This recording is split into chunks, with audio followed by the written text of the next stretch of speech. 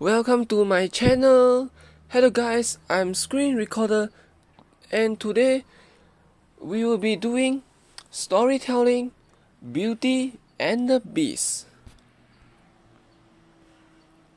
Beauty and the Beast.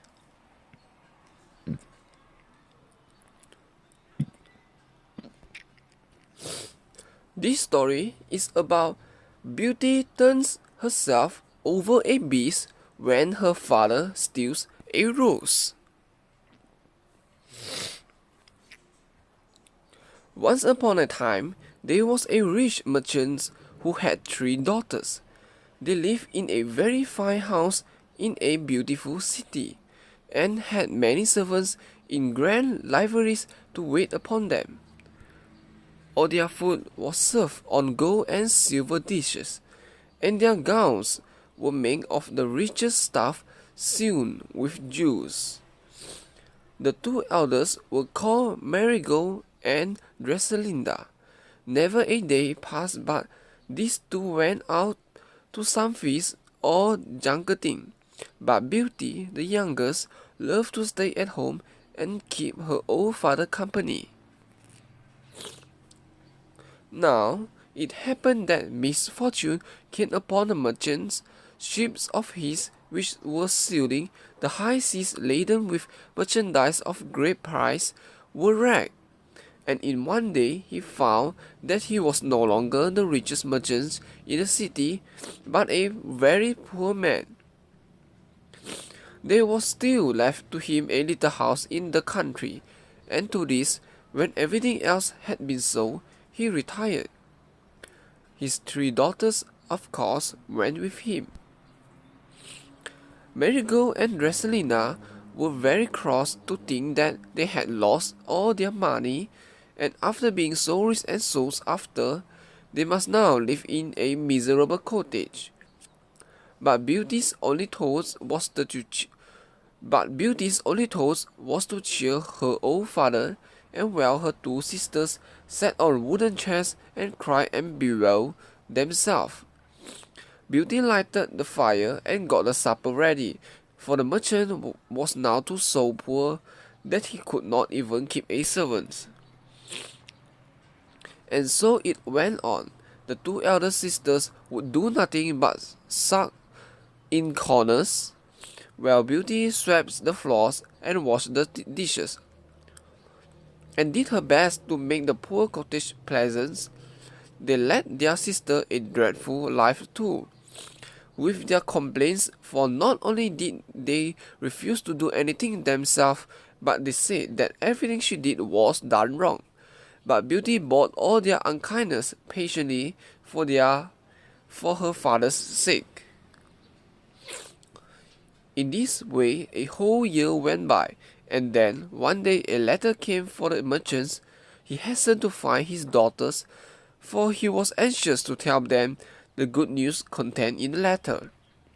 "My dear children," he said, "at last our luck has turned.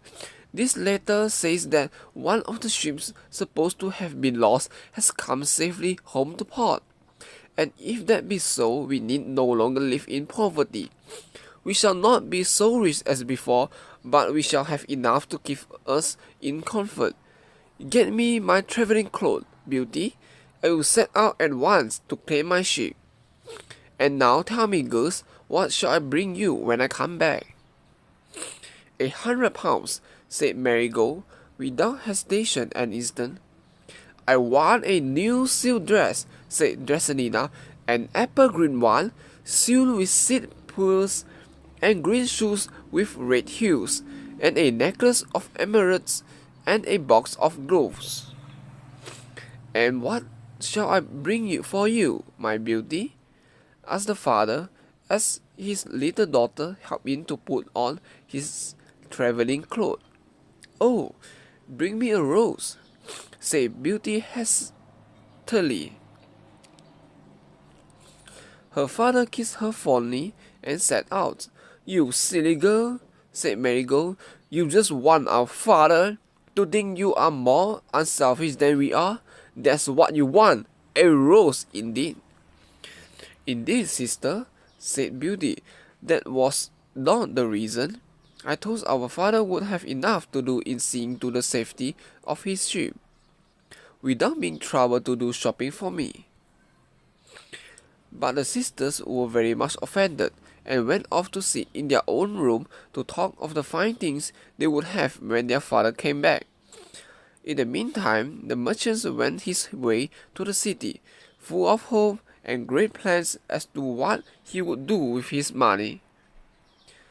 But when he got there, he found that someone had played a trick on him, and no ship of his had come into harbor, so he was just as badly off as before.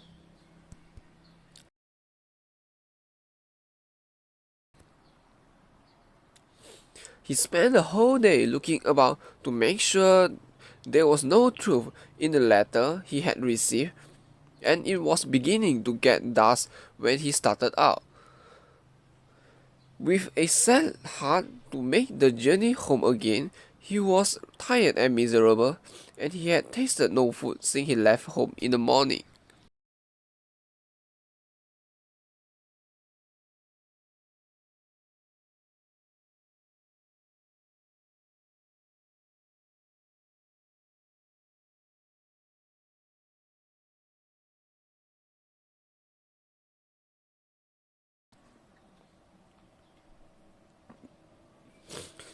It was quite dark by the time he came to the great wood through which he had to pass to get to his cottage, and when he saw a light shining through the trees, he decided not to go to his home that night, but to make his way towards the light in the wood and ask for food and shelter. He expected to find a woodcutter's cottage, but what was his surprise as he drew near to the light to find that it came from the windows of a large and beautiful palace. He knocked at the gates, but no one answered, and presently, driven by hunger and cold, he made bold to enter and mounted the marble steps into the great hall.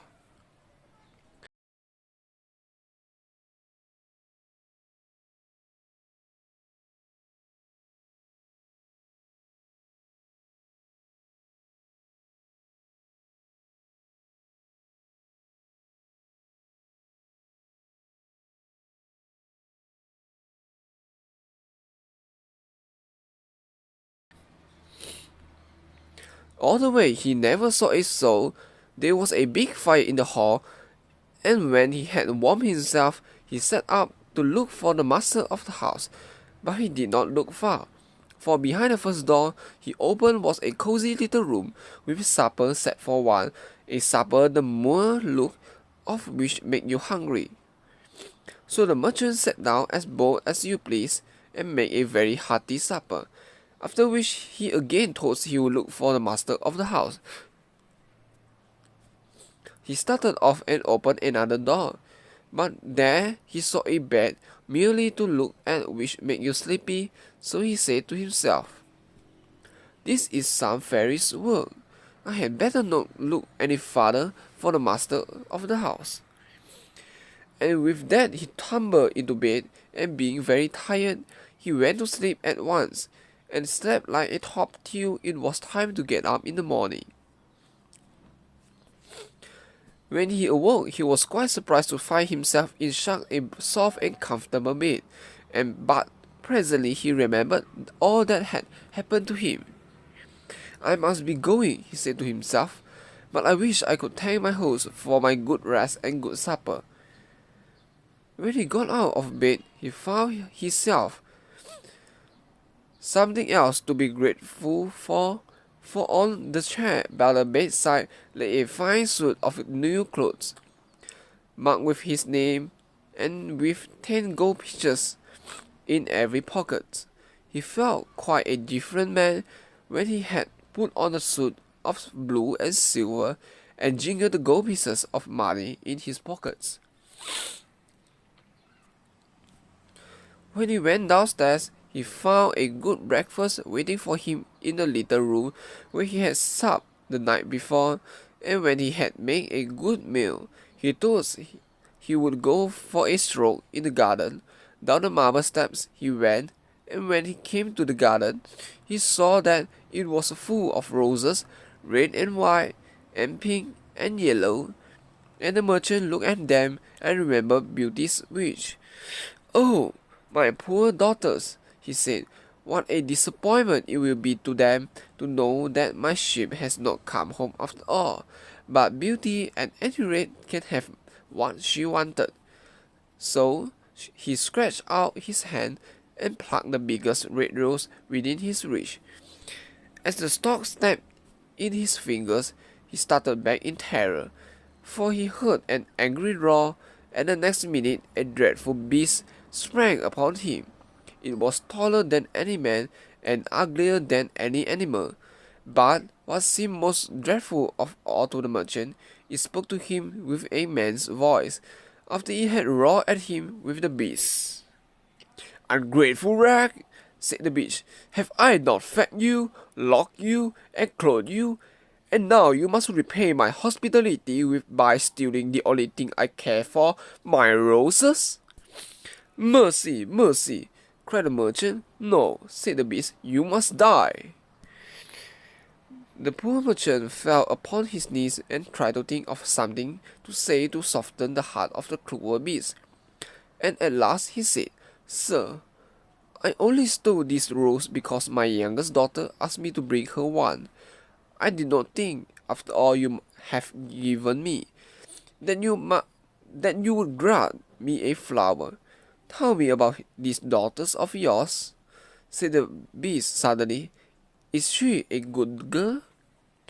"The best and dearest in the world," said the old merchant, and then he began to weep. To think that he must die and leave his Beauty alone in the world, with no one to be kind to her. "Oh," he cried, "what will my poor children do without me?"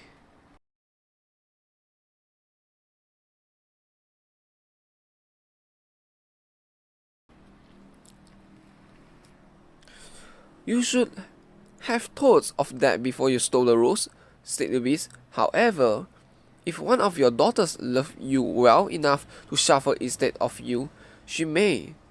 Go back and tell them what has happened to you. But you must give me your promise that either you or one of your daughters shall be at my palace door in 3 months' time from today." The rag man promised. "At any rate," he thought, "I shall have 3 months more of life."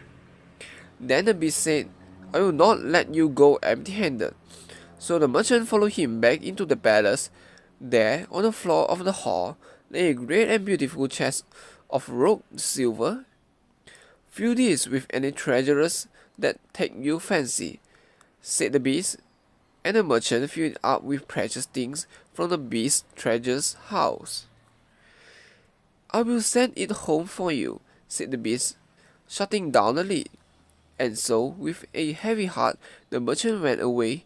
But as he went through the palace gate, the beast called to him that he had forgotten Beauty's rose, and at the same time held out to him a large bunch of the very best. The merchant put this into Beauty's hand when she ran to meet him at the door of their cottage. "Take them, my child," he said, "and cherish them, for they have cost your poor father his life." And with that, he sat down and told them the whole story. The two elder sisters wept and wailed, and of course blamed Beauty for all that had happened. "If it had not been for you wanting the rose, our father would have left the palace in safety, with his new suit and his gold pieces, but your foolishness has cost him his life." "No," said Beauty, "it is my life that shall be sacrificed, for when the 3 months are over, I shall go to the beast, and he may kill me if he will, but he shall never hurt my dear father." The father tried hard to persuade her not to go, but she had made up her mind, and at the end of the 3 months she set out for the beast's palace. Her father went with her to show her the way. As before, he saw the lights shining through the wood, knocked and rang in vain at the great gate, warmed himself at the fire in the big hall, and then found a little room with the supper on a table that made you hungry to look at. Only this time the table was laid with two. "Come, father dear," said Beauty, "take comfort. I do not think the beast means to kill me, or surely he would not have given me such a good supper." But the next moment the beast came into the room. Beauty screamed and clung to her father. "Don't be afraid," said the Beauty gently, "but tell me, do you come here of your own free will?" "Yes," said Beauty, trembling. "You are a good girl," said the beast, and then, turning to the old man, he told him that he might sleep there for that night, but in the morning he must go and leave his daughter behind him. They went to the bed and slept soundly, and the next morning the father departed, weeping bitterly. Beauty, left alone, tried not to feel frightened. She ran here and there through the palace and found it more beautiful than anything she had ever imagined. The most beautiful set of rooms in the palace had written over the doors, "Beauty's Rooms," and in them she found books and music, canary birds and Persians, cats, and everything that could be thought of to make the time pass pleasantly. "Oh dear," she said, "if only I could see my poor father, I should be almost happy." As she spoke, she happened to look at a brick mirror, and in it she saw the form of her father reflected, just riding up to the door of his cottage. That night, when Beauty sat down to supper, the beast came in. "May I have supper with you?" said he. "That must be as you please," said Beauty. So the beast sat down to supper with her, and when it was finished, he said, "I am very ugly, Beauty, and I am very stupid. But I love you. Will you marry me?" "No, beast," said Beauty gently. The poor beast sighed and ran away. And every night the same thing happened. He ate his supper with her, and then asked her if she would marry him. And she always said, "No, beast."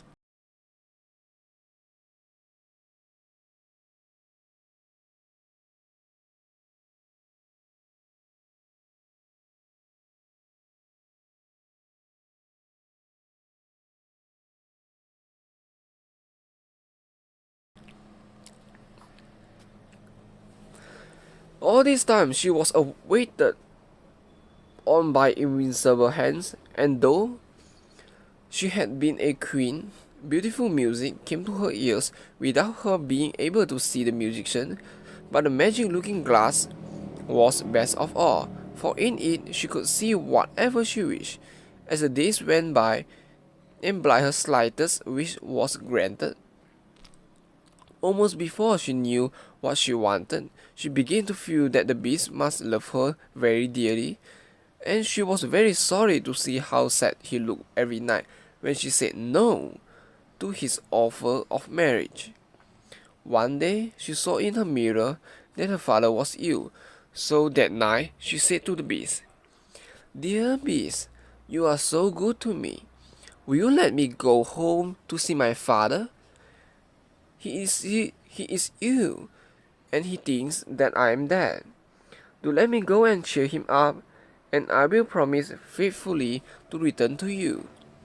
"Very well," said the beast kindly, "but don't stay away more than a week, for if you do, I shall die of grief, because I love you so dearly." "How shall I reach home?" said Beauty. "I do not know the way." Then the beast gave her a ring and told her to put it on her finger when she went to bed. "Turn the ruby towards the thumb of your hand, and then she would wake up in her father's cottage. When she wanted to come back, she was to do the same thing." So in the morning, when she awoke, she found herself at her father's house, and the old man was beside himself with joy to see her safe and sound. But her sisters did not welcome her very kindly, and when they heard how kind the beast was to her, They envied her good luck in living in a beautiful palace, which they had to be content with a cottage. "I wish we had gone," said Marigold. "Beauty always gets the best of everything."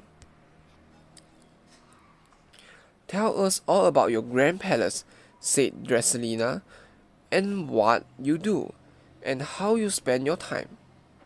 So Beauty, thinking it will amuse them to hear, told them, and their envy increased day by day. At last, Dresselina said to Marigold, "She has promised to return in a week. If we could only make her forget the day, the beast might be angry and kill her, and then there would be a chance for us." So on the day before she ought to have gone back, they put some poppy juice in a cup of wine which they gave her, and this made her so sleepy that she slept for the 2 whole days and nights. At the end of the time, her sleep grew troubled, and she dreamed that she saw the beast lying dead among the roses in the beautiful gardens of his palace, and from this dream she awoke crying bitterly.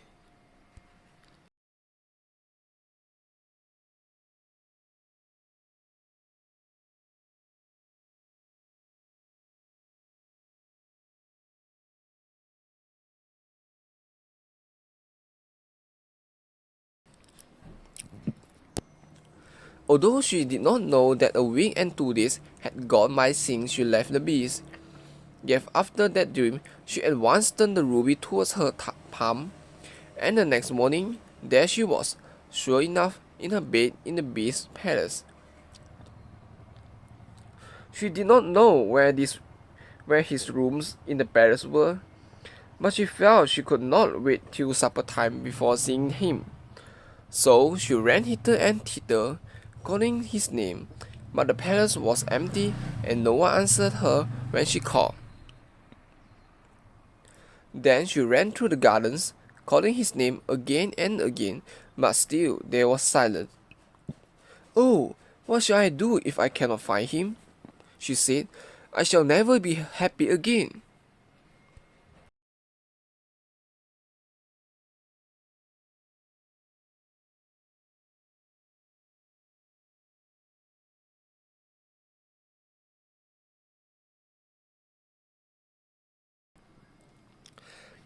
Then she remembered her dream and ran to the rose garden. And there, sure enough, beside the basin of the big fountain, lay the poor beast without any sign of life in him. Beauty flung herself on her knees beside him. "Oh, dear beast," she cried, "and are you really dead? Alas, alas! Then I, too, will die, for I cannot live without you." Immediately the beast opened his eyes, sighed, and said, "Beauty, will you marry me?" And Beauty, beside herself with joy when she found that he was still alive, answered, "Yes, yes, dear beast, for I love you dearly." At these words, the rough fur dropped to the ground, and in place of the beast stood a handsome prince dressed in a doublet of white and silver, like one made ready for a wedding. He kneels at Beauty's feet and claps her hands. "Dear Beauty," he said, "nothing but your love could have disenchanted me. A wicked fairy turned me into a beast, and condemned me to remain one until some fair and good maiden should love me well enough to marry me, in spite of my ugliness and stupidity. Now, dear one, the enchantment is broken. Let us go back to my palace. You will find that all my servants, who too have been enchanted, and have waited on you all this long time with invincible hands, will now become visible." So they returned to the palace, which by this time was crowded with courtiers eager to kiss the hands of the prince and his bride. And the prince whispered to one of his attendants, who went out and in a very little time came back with Beauty's father and sisters. The sisters were condemned to be changed into statues and to stand at the right and left of the palace gates until their hearts should be softened, and they should be sorry for their unkindness to their sister. But Beauty, happily married to her prince, went secretly to the statues every day and wept over them, and by her tears their stony hearts were softened, and they were changed into flesh and blood again, and were good and kind for the rest of their life. And Beauty and the Beast, who was a beast no more, but a handsome prince, lived happily ever after. And indeed, I believe they are living happily still in the beautiful land where dreams come true. This is the end of storytelling Beauty and the Beast. Last but not least, remember to subscribe to my YouTube channel, like my video, share my video, and comment below for anything you would like to tell me or any story you would like to see on my next video. 我们下一个影片见，再见。